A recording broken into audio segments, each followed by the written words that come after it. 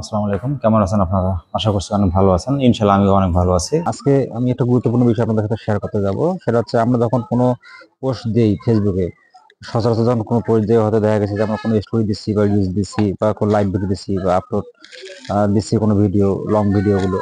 তো আসলে এইসব দেওয়ার সাথে আমার যেটা গুরুত্বপূর্ণ বিষয় আমি শেয়ার করতে চাচ্ছি সেটা হচ্ছে রিলস। যখন আমরা কোনো রিলস ভিডিও আপলোড দেই, তো এইখানে কিছু অপশন শো করে। এখানে দেখেন, আমরা যখন একটা ভিডিও এখানে বাছাই করবো, বাছাই করে ধরেন আমি এই ভিডিওটা নিচ্ছি, তো এই ভিডিওটা যখন আমি সিলেক্ট করবো, সিলেক্ট করার পরে কিন্তু এখানে ওই ভিডিওটা শো করবে। শো করার পরে যখন আমি নেক্সট নেক্সট অপশনে যখন ক্লিক করবো, নেক্সট অপশনে ক্লিক করার পরে একটু মনোযোগ লক্ষ্য করবেন এইখানে যে অপশনগুলো শো করে, এই অপশনগুলোর মধ্যে আমি শুধু দুইটা বিষয় একটু অপশনের বিষয়ে একটু কথা বলবো। আচ্ছা, আপনি এই দিকে একটু খেয়াল করেন। এখানে দুইটা অপশন রয়েছে। একটা রয়েছে আপনার এখানে ট্যাগ পিপল, হ্যাঁ, এটা একটা অপশন। দেন আর একটা অপশনের বিষয়ে আমি কথা বলবো। যদি সি মোর সেটিংসে ক্লিক করি, তাহলে এখানে একটা অপশন আছে ইনভাইট কোলাবোরেটর। তো আমি মূলত এই দুইটা বিষয় নিয়ে কথা বলার জন্য মানে ভিডিওটা করতেছি। তো প্রথমে যদি আমি ট্যাগ পিপল একটু এই বিষয়টা নিয়ে কথা বলি, তো আমরা যখন আহ, মানে ফর্মুলা অনুযায়ী কাজ করি আর কি, অর্থাৎ কোনো রিলস ভিডিও আপলোড দেওয়ার পরে যখন আমরা এখানে টাইটেল ব্যবহার করি, হ্যাশট্যাগ ব্যবহার করি বা আদার্স যে বিষয়গুলো আছে সবগুলো করি, করার পর অনেক সময় আমরা কি করি, ট্যাগ, কোনো ফলোয়ারকে আমরা ট্যাগ করি। তো আসলে ট্যাগের এই কাজটা কি?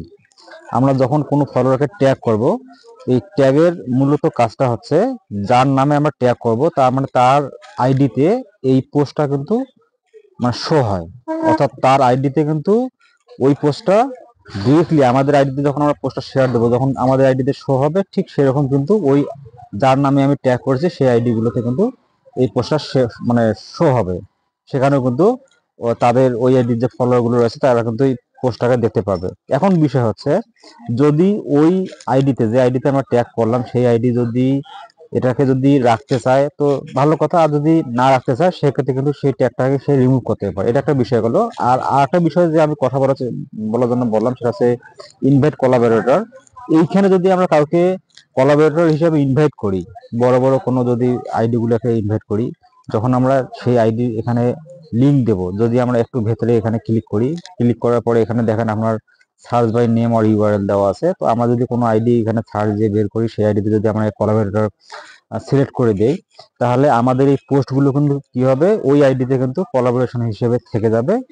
দেন ওই আইডি থেকে যদি একটা নোটিফিকেশন তারা পাবে, পাওয়ার পরে যদি নোটিফিকেশনটা তারা যদি অ্যাকসেপ্ট করে, অ্যাকসেপ্ট করলে তখন আমাদের এই যে পোস্টটা, যে পোস্টটা আমরা কোলাবোরেটর করলাম, সেই পোস্টটা কিন্তু ওই আইডিতে কিন্তু তখন শেয়ার হয়ে যাবে। দেন ওই আইডির যে ফলোয়ার গুলো রয়েছে তারা কিন্তু সেটা দেখতে পাবে। তো আশা করি আমি যে বিষয়গুলো আপনাদের একটু বুঝাতে চাচ্ছি বুঝতে পারছেন। ধন্যবাদ সবাইকে।